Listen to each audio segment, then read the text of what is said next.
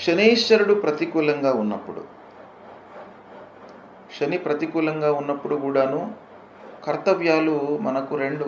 కేవలము భగవంతుడి పైననే వదిలిపెట్టకుండా మానవ కర్తవ్యంగా మనం కూడాను ప్రయత్నాలు చేసుకోవాలి.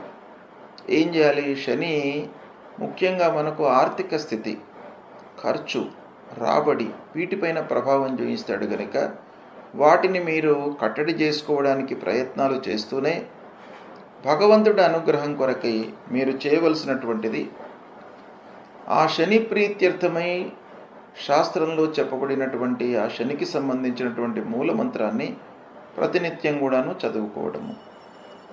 నీలాంజన సమాభాసం రవిపుత్రం యమాగ్రజం ఛాయామార్తాండ సంభూతం తం నమామి శనైశ్చరం అనేటువంటి ఈ మూలమంత్రాన్ని 19 సార్లు నిత్యం కూడాను జపించండి. శని భగవానుడు సంతృప్తి చెందుతాడు, ఆటంకాలు రాకుండా మిమ్మల్ని కాపాడుతాడు, ఆర్థిక స్థితిని పునరుద్ధరిస్తాడు. ఇక శని ప్రీత్యర్థమై నవగ్రహ స్తోత్రాన్ని కూడాను పారాయణం చేసుకోండి. అంటే అన్ని గ్రహాలకు సంబంధించినటువంటి స్తోత్రం ఒకటి ఉంటుంది.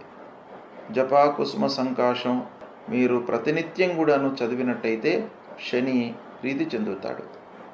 అంతేకాకుండా దానాలు, మీకు శనికి ప్రధానమైనటువంటివి నల్ల వస్త్రము, నల్లటి నువ్వులు, ఒక నల్లటి ఇనుప ముక్క, ఇది దానంగా ఇవ్వండి.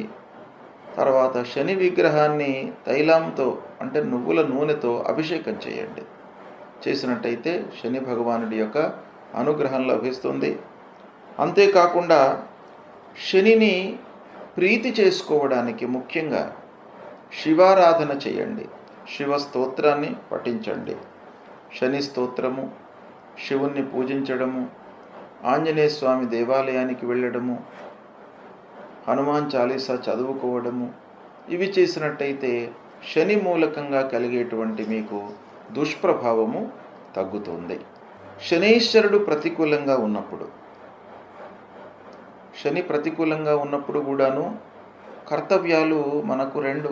కేవలము భగవంతుడి పైననే వదిలిపెట్టకుండా మానవ కర్తవ్యంగా మనం కూడాను ప్రయత్నాలు చేసుకోవాలి.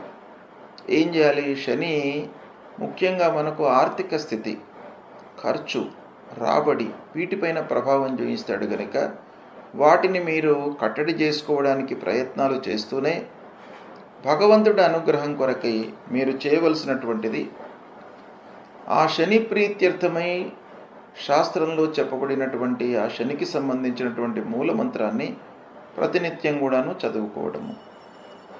నీలాంజన సమాభాసం రవిపుత్రం యమాగ్రజం ఛాయామార్తాండ సంభూతం తం నమామి శనైశ్చరం అనేటువంటి ఈ మూలమంత్రాన్ని 19 సార్లు నిత్యం కూడాను జపించండి.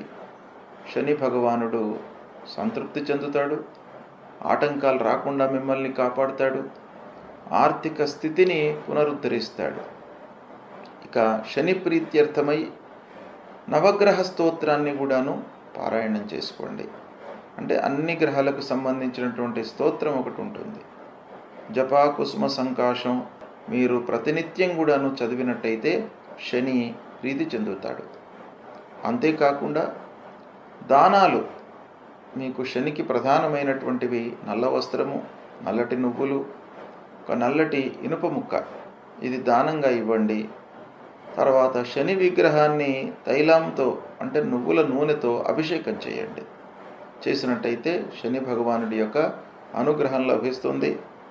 అంతేకాకుండా శనిని ప్రీతి చేసుకోవడానికి ముఖ్యంగా శివారాధన చేయండి, శివ స్తోత్రాన్ని పఠించండి. శని స్తోత్రము, శివుణ్ణి పూజించడము, ఆంజనేయ స్వామి దేవాలయానికి వెళ్ళడము, హనుమాన్ చాలీసా చదువుకోవడము, ఇవి చేసినట్టయితే శని మూలకంగా కలిగేటువంటి మీకు దుష్ప్రభావము తగ్గుతుంది.